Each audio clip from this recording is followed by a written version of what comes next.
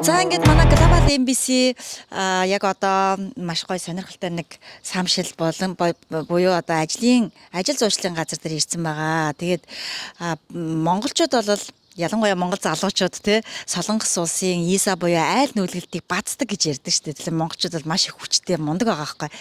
За тэгээд би ИСА гэж одоо яг юу гэдэг юм бэ мэдэхгүй хүмүүс ч байдаг. За эсвэл Монголоос ирээд Солонгост ажил хийхдээ бас уучраа олохгүй хүмүүс байдаг. Тэр хүмүүстээ бас хэрэгтэй болоо гэдэг утгаар бид нар бас ингээд тодорхой товчхон мэдээллийг хүргэж байгаамаа. Тэгээд яг одоо жишээлх юм бол ингээд ИСА-н дээр ингээд хэрэгэлдэг ийм том машинууд нь байна. За тэгээд нэг алчиг хүнтэй таарсаа бас тий Солонгос улсуудаас 15 жил болж байгаа. Атраа маань ингээ бидэнд бас одоо өөрхөө мэддэг чаддаг зүйлээ гоё харамгүй хуваалцъя гэж хэлсэн байгаа. За маш их баярлаа. Тэгээ сайхан ИСА гэдэг чинь ер нь хідэн төрөл байдгийн тий олон төрөл байдаг юм шиг байгаа. Тэгээ одоо анх ирж байгаа хүмүүс ч юм уу эсвэл одоо ИСА-ны талаараа сайн мэдгүй байгаа хүмүүст нэг сайхан тодорхой яриад өгөхгүй юу. За сайн мэцхан орой мэдрэгэй. За ИСА олон төрөл гэж нэг 2 3 төрөл байд юм аа.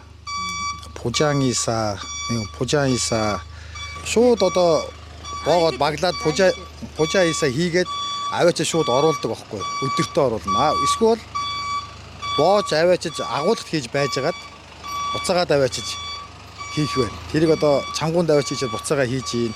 Өөр одоо зүгээр илбан ИСА гэж байгаа. Зүгээр гэрийн эзэдүүд нь боогоо тавьсан ИСАг шууд бидний зөвхөн зөөж буулгаад бид нар өөрснөө боохгүй гэрээ өөрснөө боогод баглаа тавьсан байгаа. Тэрийг аваачааг илбан ясаг аваачаа шууд аваач буулгаад одоо чогны хин гэж ярьд юм да. Солонгосоор бол зүгээр ингээд яг янзлахыг ярьж байгаа. Монголоор бол ингээд янзал цэгцэл тавихыг. Тийхгүй зүгээр аваачааг илбан тэр арай амархан. За хамгийн одоо бидний хийдэг жоохон хэцүү ИСА гэх юм уу да. Хэцүү ч гэх юм уу. Тэр нь бол одоо энэ пужаа ИСА гэдэг. Одоо бүгдийг боонд баглана. Тэгээ буцаагаад нөгөө гэрт нь нөгөө нүүж орж байгаа айлдаа аваачих та бүгдийг яг эмх цэгцтэй яг байсан байрлалаар нь тавихыг хэлж байгаа юм л да. Тэр чангуунд аваач хийж ягаад хийхийг бол яах вэ? Тэр аваач эхэлж боож баглаж аваач тавьчаад нэг сарын дараа ч юм уу одоо тэр яалаа засвар хийдэг юм уу яад юм те. Тэрний дараа аваач хийвэл бас ялгаагүй чогны хийн л да. Бас л ялгаагүй. ИСА нэг олон төрөл бол байхгүй. Бид нар бол нэг дундаж айлыг л нүлэгдэг. Нэг дундаж амьдралтай айлыг. Өшөө яг миний сонссноор бол тэр их баян ч юм уу их жим ихтэй юм ихтэй айлыг нүлэгдэг тусдаа тийм ИСА байдаг гэсэн. Тэднийг бол бид нар хийдгүү хийж үзээч угаасаа. Тийм л байдаг шүү дээ. Тэгээд одоо энэ айл нүүлгэлтэнд энэ машинуудыг хэрэгжилж штэ тэ сатари юм уу гээл тэ ингээд байдаг. Эднэрээс одоо манай Монголд бас айл нүүлгэлтийн үйл ажиллагаанд бас нэлээд явагддаг юм байлаа. Яаж ч мэдгүй бас ингээд айл нүүлгэлт бас Солонгос улсад ямар давуу тал байна. Тэр тийм нэг юм нэг Монголд нэг гоё хэрэгжээсэй гэж боддог ч юм уу. Солонгосын нэг давуу тал тиймэрхүү юм байна уу? Уг нь байгаамаа. Яг Солонгос цаг агаарын хувьд айгу дулаахан. Манад одоо ингээд сатари машин одоо энэ шаттай машиныг ашиглал энд бол 100% ашиглаж байгаа. 21 давхар хүртэл тавигдсан шүү дээ. Яг 25 давхар гэж ярьдаг боловч 65 метрийн сатари гэж том сатари байдаг. Шаттай машин. Тэгээ тэрийг бол яг аюултай учраас 21 юм уу 22-оос дээш нэг тавьдаггүй. Яг Монголд хэрэгжүүлэх гэхээр Монгол хүүтэн цаг агаартай цонх нь авагддаг. Солонгосын бүх цонх авагдана. Яса бүгдээрээ аваад айгүй том тэгэхээр том айлын нэг тавьдгууд зүгээр орчдөг байна. Монгол яг тэгж хийхээр цонх үнэхээр авахдахгүй учраас ер нь Монголд ИСА жим зөндөө орцсон байлээ. Тэгээ яг тэднээ шатаар юм уу лефтээр ингээ хийгээл байгаа л харагдчихлээ. Яг энэ сатари энэ шаттай машиныг давуу тал бол юм эвдэрх нь баг тэгээд цаг хэмнэн ер нь арай амар л да хамаагүй хурдан юм л дээ. Яг тэгж ороосоо гэж боддоод ч угаасаа тэгэхэд бас Монголд арай л хэцүү юм шиг л хэрэгжихгүй.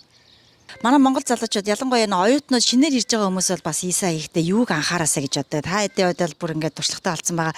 Тэгээд бас их хүнд юм өргөдөг учраас одоо эрүүл мэндэд бас нөлөө байх уу? Эсвэл одоо эв аргыг нь олоод ажиллах юм бол бас эрүүл мэндэд гайгүй юу гэх юм. За тий одоо ер нь оюутны хүүхдүүд хийхэд эхний хугацаанд бол нуруу тургаа угаасаа хүнд юм өргөхдөө заавал цуг өргөж явах хэрэгтэй. Хүүхдүүд манай залуучууд чинь бас нэг Монгол хүмүүс чинь нэг айгүй хүнд юм өргөж ганцаараа хийх гээд байдаг тийм нэг сул талтай. Солонгосчууд бол ерөөсөө байн хоёул өргөн шүү дээ. Одоо угаалгын машин хөргөгч тийм нэг дандаа хоёул өргөдөг. Манай монголчууд яадгийн арай хүчтэй нь бол хамаагүй илүү хүчтэй. Гэхдээ ганцаараа өргөж нэг хийх гэж нэгэд нуруу туруугаа гэмтэй хөл гараа гэмтэй асуудал байдаг. Тэрийг бол анх хийж байгаа улсууд бол ерөн суртлаа. Заавалчгүй хоёулаа хүнээс тусламж хоёулаа цуг өргөж байгаа. Ганцаараа өргөдөг бол бас угаасаа нуруу туруу гэмтэн хөл гараа гэмтэн аюултай гэмтчүүл хүний гадар чи хэцүү шүү дээ бас. Тэгээд нэгдүгээр тэр хоёрдугаар тэгэл ер нь болж игэл айлын юм нэг хэмгчээд авахгүй шиг хийхийг бодохгүй бол хэцүү шүү дээ. Ер нь Монгол залуучууд л ийсаа хийд юм да. Солонгосчууд бол ер нь залуучууд нь хийхгүй дээ. А ер нь одоо монголчууд ер нь эдгээр яг шогилж л ярьд юм л да. Мах иддэг болохоор их хүчтэй тамиртай очоо. Ер нь монголчууд бол дандаа ийсаа хийж байгаа. Солонгос залуучууд хийхгүй дийлдэг юм гэсэн. Энэ том юмд үргэлж дийлдэг байхгүй. Одоо ер нь ерөнхийдөө солонгос даяар бол ер нь ийсаг бол монголчууд л хийж байгаа да. За яг нэг ганц хоёр солонгос хэл мэддэг ус дагаж явна. Яаж чарахгүй хэлний асуудлаас болоод орхлоор бас гэрийн эзлүүд юм ярин тэрэнд нэг орчуулгыг маягаар. Ийсаны төлбөр одоо мөнгөний хувьд ямар байдаг юм? За яг ер нь бол солонгост ийса хийхэд юу л да өглөө 6 гэж гардгийн гэрээсээ. За ер нь 7 гэж ажил эхэлнэ гэж бодоход орой ер нь яг кибүн гэж яриад байгаа маа. Орой 6 болтол нэг хамгийн багадаа 170 мянга. За тэгэл тэрнээс нөгөө нэг ажилласан жил арай олон жил ажилласан бол нэг 190 ч юм уу тийм ээ. За бүр их олон ажилласан бол нэг 200 ч юм уу. Ер нь тэр хавцаал авах ооноор хамгийн багадаа 170-аад 6 цагаас хойш ажиллах юм бол 1 цагийн 10,000 гал явчихдээ. Тэгээ ажил ихтэй үед бол 9 10 11 зарим саамчлууд бүр 1 2 хүртэл хийдэг газар байдаг шүү дээ. Тэр 170-аас саамшилт бас өгнө үстэй тий. Үгүй. Энэ бол энэ ерөөсөө шинэ ирж байгаа хүмүүс ч гэсэн айдах нь. За яг шинэ ирж байгаа хүмүүсүүд зарим нэг саамчлууд бол бас жоохон энэ ажил мэдэхгүй байна, жоохон хэл мэдэхгүй байна гэж жоохон 160 марыг өгөх тал байдаг. Тэгэхдээ бол ер нь голцоо 170-ыг өгнө дөө. Тэрнээс доош бол нэг байхгүй. Бидэнд хэрэгтэй зүйлээ харамгүй хуваалцаж цаг зав гаргасан Атраадаа маш их баярлалаа. Цаашдын ажил үйлсэд амжилт хүсье.